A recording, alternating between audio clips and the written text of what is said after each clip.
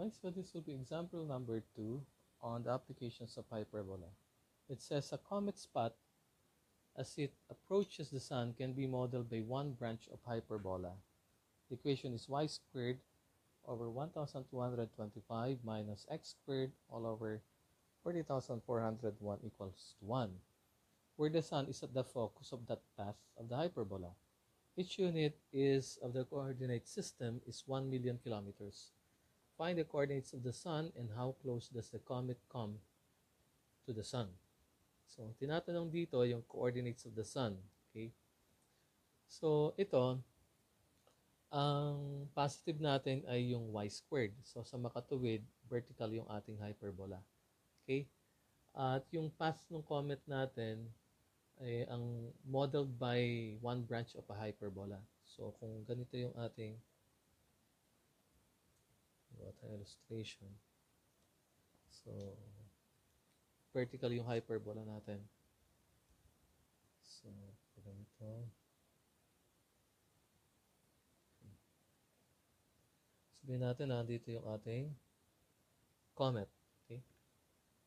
Ang path niya, hyperbolic. Okay? So, ito yung comet natin.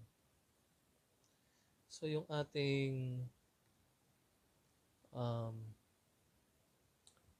tawag dito, sun, nasa isa focus daw. So, ito yung focus natin. Nandito yung sun natin. Yung sun. Okay? Now, ano yung location, coordinates ng sun natin? Kung ito yung ating x-axis, ito yung ating y-axis. So, kunin muna natin, ito kasi ang distance nito, ito ang distance yan ay c from the center. Okay? Kunin na lang natin yung center natin, syempre nasa origin of the xy plane, yung center ng hyperbola natin. And then, ang distance nito, ito yung vertex natin is a. Now, from the equation, the given equation ng ating hyperbola, we can determine the value of a and we can determine the value of b. Because that equation is the same as this one. Y squared over a squared minus x squared over b squared equals 1. Therefore, a squared equals to 1,225. Therefore, a equals the square root of 1225 is equals to 35. Therefore, a equals 35. And therefore, b squared is 40,401. 40,401. The square root of that is 40,401. 201. So, therefore, b equals 201. Okay. So, kailangan lang natin to determine the coordinates of the sun is this value of c. Okay, masosolve natin si c. Okay? Solving c.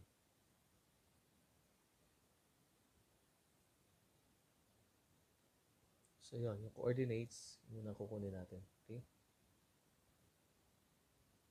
So, we have c squared equals a squared plus b squared. C equals square root of a squared is 1,225 plus 40,001. 40,401. 204.02. So C equals 204.02 that is in million. 204.02 times 1 million pa. Pero ang coordinates niya using this coordinate system is 0, C. 0C. Ang coordinates ni sun. That is 0, 200, 204.02. Ito yung tinatawag natin coordinates of the sun.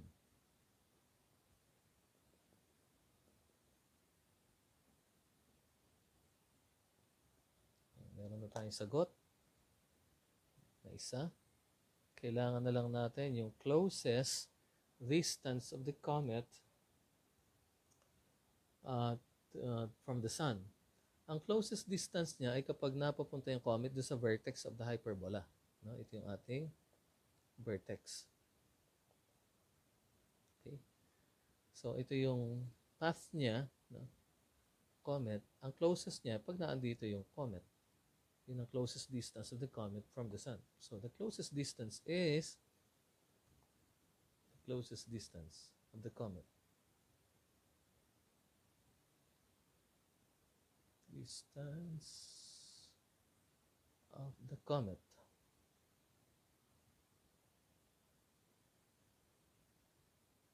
to the sun is what? Ito yung distance na yun. Hahanapin natin. Okay? Ano yun? So, that will be, ano coordinates ito? This is 0, 204.02. So, ang coordinates naman ito, yung vertex natin, A ito, no? So, that will be 0, 35. So, isusubtract lang natin yung dalawa, no? So, that will be C minus A is the closest distance. Paano yan? So, that will be 204.02 minus 35 times 1 million. Okay? Kasi ang ating scale is 1 million kilometers. So that will be 204.02 minus 35 is 169.02. So 169.02 times million, 1 million.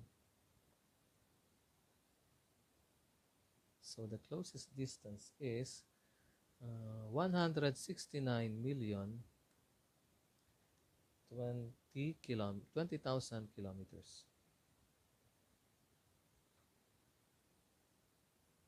Yun ang sagot natin. So this is the closest distance of the comet to the sun habang ang path niya ay hyperbolic. Okay? So that is the solution to example number 2 about applications of hyperbola. So I'm going to give you activity sheet for the application of hyperbola. So thank you.